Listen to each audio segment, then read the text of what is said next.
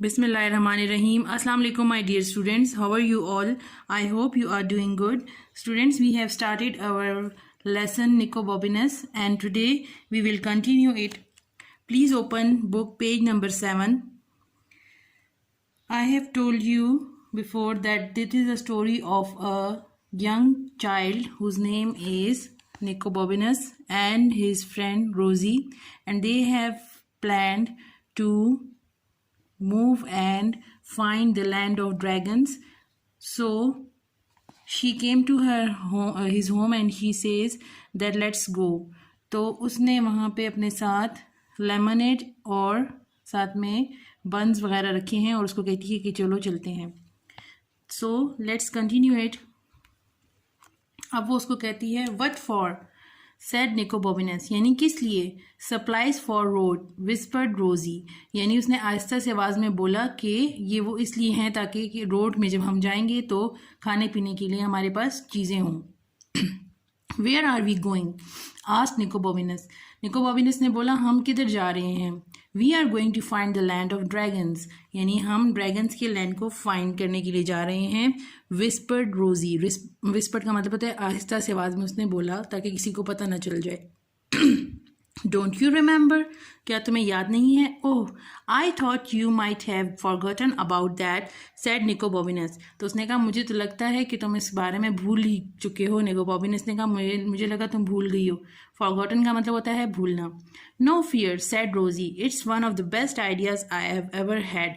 कहती कोई बात नहीं, ये ऐसे इसमें डरने की कोई बात नहीं है, ये तो बड़ा ऐसी काम है जो मैं हमेशा इसे करना चाहती थी. ये बेस्ट आइडिया है जो कि मैंने आज तक सोचा होगा. व्हाट अबाउट द वीडिंग, उसने कहा था ना कि पौधे जो है एक्स्ट्रा निकले हुए हैं उसको हम रिमूव करेंगे. तो उसने कहा तुमने तो कहा था वीडिंग करेंगे. तो उसने निकोबोबिनस ने कहा पौधों को साफ करने का जो इरादा था उसका क्या बना. कम ऑन, उसने कहा बस छोड़ो इस बात को. So they set off through the early morning town. तो उन्होंने क्या किया कि सुबह सुबह ही वो अर्ली मॉर्निंग टाउन से निकल पड़े वहाँ से अपने घर से. When they got the end of the narrow street, जब वो तंग गली से कहाँ पहुँचे, एंड में पहुँच गए. वेयर दे लिव, जहाँ पे वो रहते थे. They met a night watchman, उनको एक चौकीदार, नाइट वॉचमैन किसको कहते हैं, चौकीदार को. Who said where are you two going at this hour. तो उन्होंने कहा इस टाइम पे तुम किधर जा रहे हो. चौकीदार ने इनको पुकारा. We are going to look for the land of dragons, ने कहा हम जो है लैंड ऑफ ड्रैगन्स को ढूंढने के लिए जा रहे हैं. Said Nicobobinus. You can't do this at this time of the morning. तो उसने कहा इतनी सुबह सुबह तुम किधर जा रहे हो, तुम ये नहीं कर सकते. सेट द नाइट वॉचमैन, उसने चौकीदार ने कहा. But before he could grab him, लेकिन उससे पहले कि वो उसको पकड़ लेता, ग्रैब का मतलब होता है पकड़ना. Rosie and Nicobobinus were sprinting away as fast as they could. Sprinting का मतलब होता है भाग जाना. तो जो ही वो चौकीदार ने उनको पकड़ने की कोशिश की तो रोजी और निकोबोबिनस जो है वो फौरन वहाँ से भाग गए. And they didn't stop running until they had cross 3 bridges. तो ये भागते रहे यहाँ तक कि 3 ब्रिजेस को कहते हैं पुल, यानी वो छोटे छोटे पुल बने हुए थे, वहाँ से वो 3 ब्रिजेस उन्होंने क्रॉस किए. And tripped over a dog that was laying asleep under a garden wall. तो वहाँ पे एक बाघ के साथ जो है एक कुत्ता सोया हुआ था, तो वहाँ पे उसके साथ भी ये उलझ कर गिर गए. ट्रिप्ड का ओवर का मतलब होता है कि वो गिरे. इसके साथ एक नीचे कुत्ता लेटा हुआ था, उसके साथ भी ये टकराए और नीचे गिर गए. रोजी bottle of lemonade smashed against the wall. रोजी ने जो लेमनेड की बॉटल अपने साथ रखी हुई थी जिसके अंदर उसने नींबू पानी डाला हुआ था, वो भी जो है स्मैश का मतलब है उछल कर टकराई अगेंस्ट द वॉल, दीवार के साथ. And the dog leaped to its feet, और कुत्ता जो है वो उछल के अपनी पाँव पे खड़ा हो गया.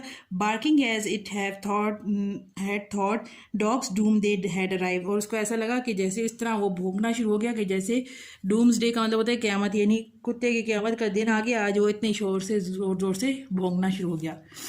For a moment they were sure it was getting to bite them. तो एक मोमेंट के लिए तो उनको ऐसा लगा कि बस ये कुत्ता इनको काट लेगा. But then it notice that the 2 buns that had rolled into the gutter and it वोल्व them down bark thank you.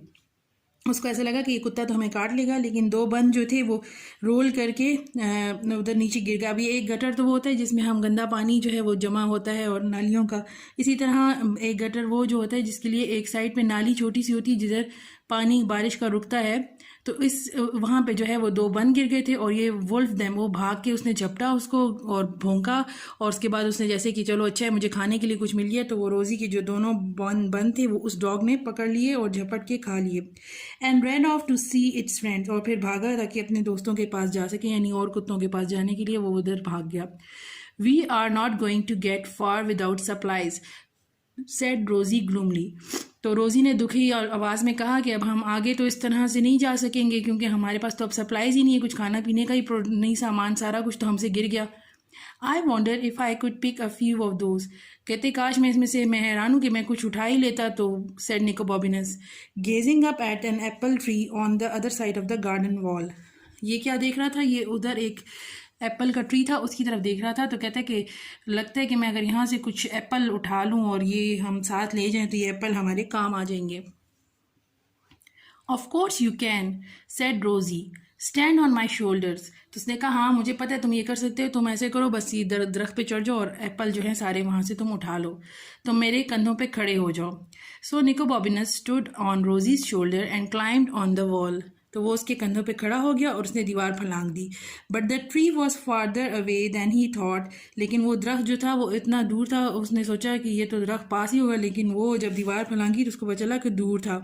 And as he reached out he lost his balance, जो ही वहाँ तक पहुँचा उसका तवाज़ुन बरकरार ना रहा and fail with a crash, और एकदम से वो गिर गया, क्रैश से गिरा, धमाके से वो गिर गया। And down into the most magnificent garden he had ever been in, और वो एक बहुत बड़े गार्डन में जाके गिरा जहाँ पे उसने आज तक कभी इतना बड़ा गार्डन नहीं देखा था। So students that's all for today. I hope you have fully understanding. Please आप घर में इसको रीड करें and you write down all the spellings and word meanings of the difficult words. इंशाल्लाह I will continue in the next class. See you soon. अल्लाह हाफिज़।